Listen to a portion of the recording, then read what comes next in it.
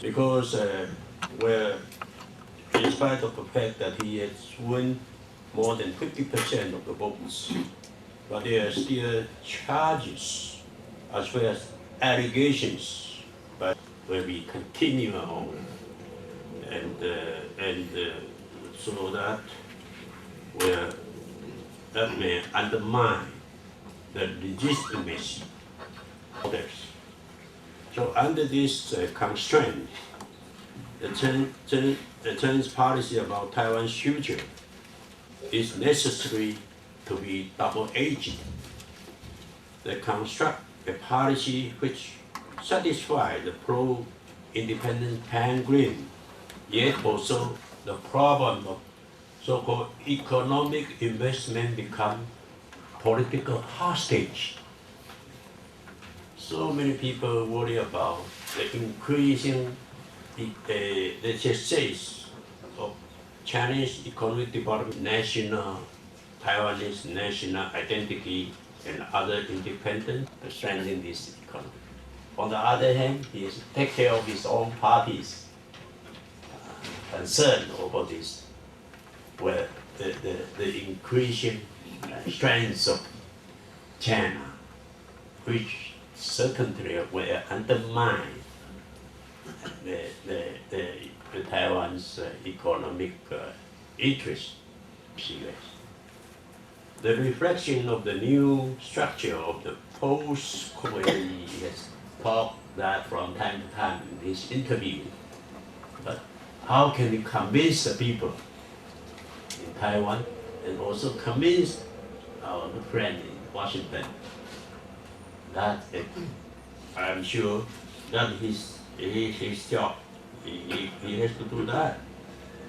Number 4, given the conditions that the U.S. also constrained for presidential election, or I just say the extremists to say, terrible. And then trust between Taiwan, China, and the U.S. is getting even more weight in the process of Taiwan's foreign policy making.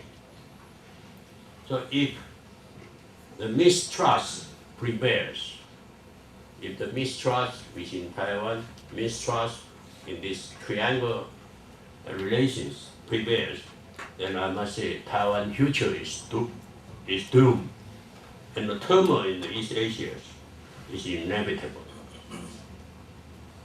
In sum, President Chen still has these opportunities to make a breakthrough despite all kinds of constraints. Well, of course, it is naive to draw any quick conclusion that President Chen will be freer to pursue his campaign pledge in his second term. I don't think so. This opportunity to participate in this discussion is a status quo. Status quo is not static, it's dynamic. On Chinese side, from cultural revolution to market economy and so on, from Taiwan side, from martial law to democratization. So situation is constantly changing in both sides. And so what is the status quo? China deployed nearly 500 missiles just across the strait, and openly and repeatedly say that they are going to use force unless Taiwan accepts their terms. So what is the status quo? If, to be exact, according to information, the missile is 496. If it increases from 496 to 497, it's a change of status quo. And if Taiwan purchases some more advanced and basic motive for this presidential campaign, unemployment rate, economy, Iraq, everything, this candidate will propose certain policy, certain slogans, or which attract more vote, more supporter. Of course, it is so hurried past this law. There are so many shortcomings, contradictions, so on. But the referendum idea of the referendum itself is very appealing to the people, especially among intellectuals, that in the past 100 years, people in Taiwan has never had say of their future. So, I don't have time, my time ran out already. Thank you, Mr. Chairman. Views were diffuse, and yet some stood out specifically, such as how to deal with the China factor. But much of the debates, discussions, focused upon which party was better equipped and experienced to lead Taiwan into the future, and which could basically deal with the China factor and improve the life and security of the people in Taiwan with a little margin, either 3% or 8%, sometimes 10%, ahead of the Green. There was one moment when they ran neck and neck, but the margin was ruthless in its efforts to win what it wants to win. And it will stonewall, and it will, I think, rely on the political appointees made in the last 10 years to the election committee and to the judiciary to make certain that this election results will be upheld. So I do not see any change in this election. I would be very surprised if this new government that's been just approved by the voters by such a slim margin will be able to do anything. At any rate,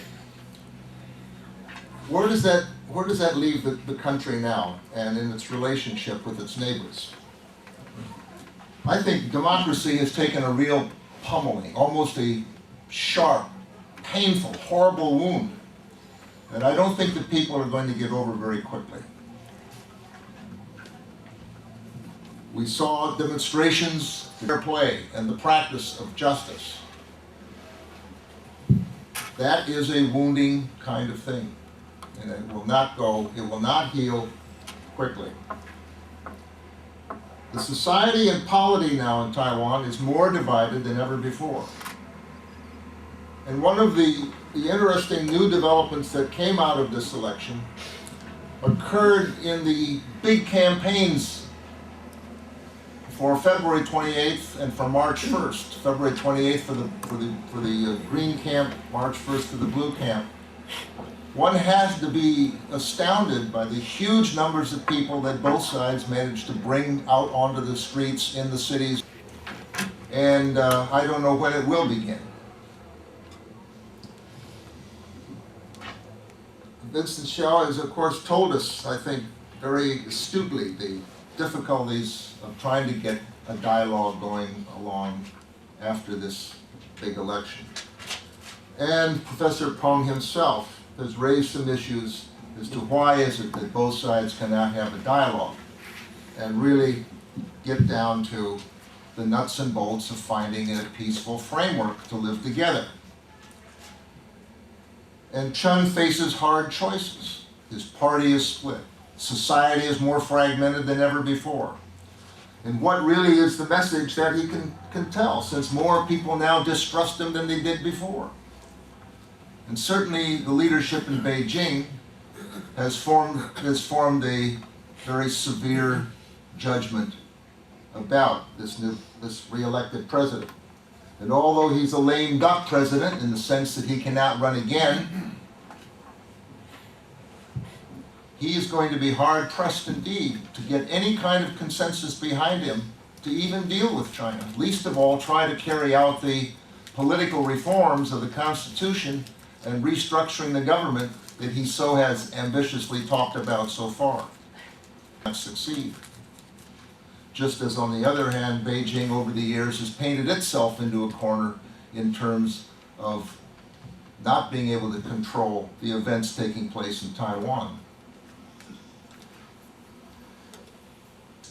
China actually mean to us, and how can we share it in some way with mainland China? I have long urged that the very recent statement a couple of years made by Chen Chi-chen to Taiwan, that we can sit down and talk about any kind of China. We're not going to tolerate a situation of China being divided. And I think it's going to behoove the people in Taiwan to figure out a way how they can sit down and talk with China and not give away everything that they've worked for and earned and won by the sweat of their brow over the last 50 years, and even longer under Japanese colonialism and being a frontier area of the Qing dynasty. But I have faith in the Taiwan people that they're creative, and maybe they can put away their wounds and come together and figure out how to sit down with China and work out a real arrangement of living under a greater China, both sides keeping their independence and somehow being able to cooperate in ways that are going to be good for them, good for Asia, and good for the world. Thank you very much. It seems to suggest that after the election, Taiwan is going to pursue a policy of strategic ambiguity for eventual unification. And it seems to me that it's more like a policy of strategic hypocrisy toward eventual unification, and the U.S. is the one that's going to pay. And on the one hand, Taiwan says to the United States that you need to sacrifice your relationship with Beijing in order to support Taiwan. But then on the other hand, Taiwanese voluntarily invest more than $100 billion into mainland China, and they enjoy business privileges that American companies don't enjoy. And I just got 3 more little points. And the Taiwanese also support Chinese geopolitical interests. They insist that the Senkaku Islands and the Spratly Islands are part of Chinese territory. They also insist that Tibet is part of Chinese territory, even though Tibet is occupied by Chinese soldiers. And Taipei Times reports that the military officers in Taiwan's military have gone to Beijing and given over secret data about American weapons sold to Taipei in exchange for lucrative jobs.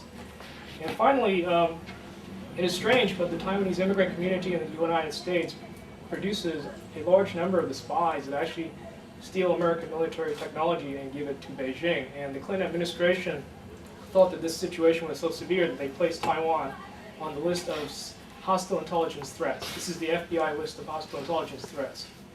So my first question is, how long do you think the American people will continue to support this kind of hypocrisy? And the second question is, and this kind of takes it to the extreme, what if the United States terminates support for Taiwan? What would happen to Taiwan?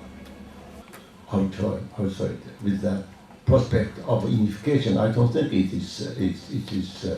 But if you're really so afraid of mainland China, why don't you put your money into Southeast Asia instead of making Taiwan? To vote for him. Why?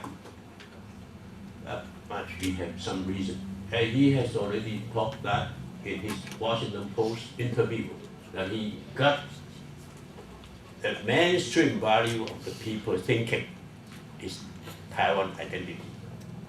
And he played that card all in his election campaign. And that makes sense. Make him to increase, make the people forget about all the poor promises he had in the past 4 years. But that's a reality. Well, we have to face that reality.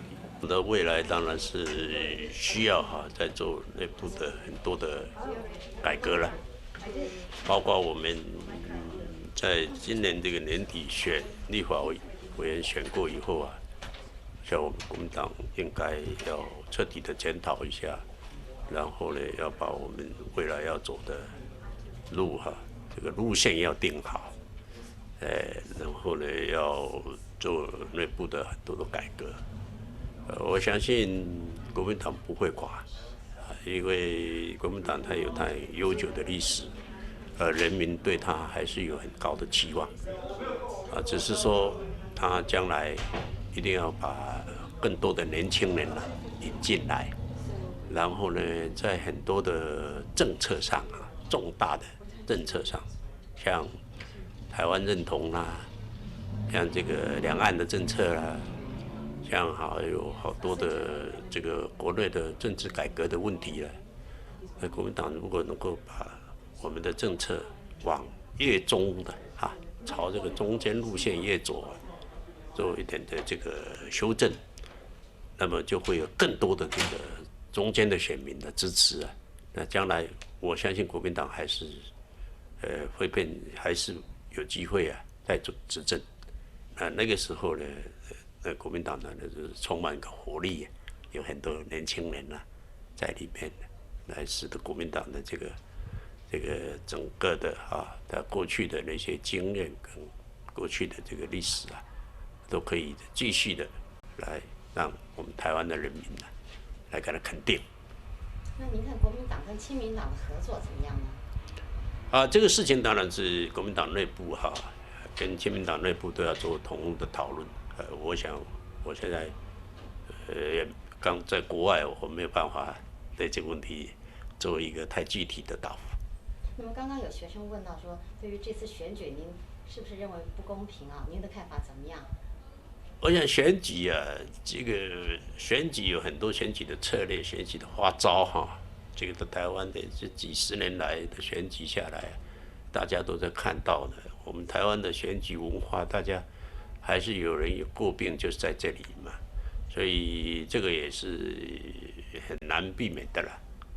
所以我就希望说，有这些的这个所谓的经验教训以后台湾未来的选举要走上能够更有一个更干净的一个选举这个干净不只在说是包括我们的候选人以及这个选民支持的这些大家都能够用一个比较一个好像是一个正面的那这样来处理这个来竞选的话，我想台湾的这个民主就能够更成熟，也可以说能更深化。好，谢谢。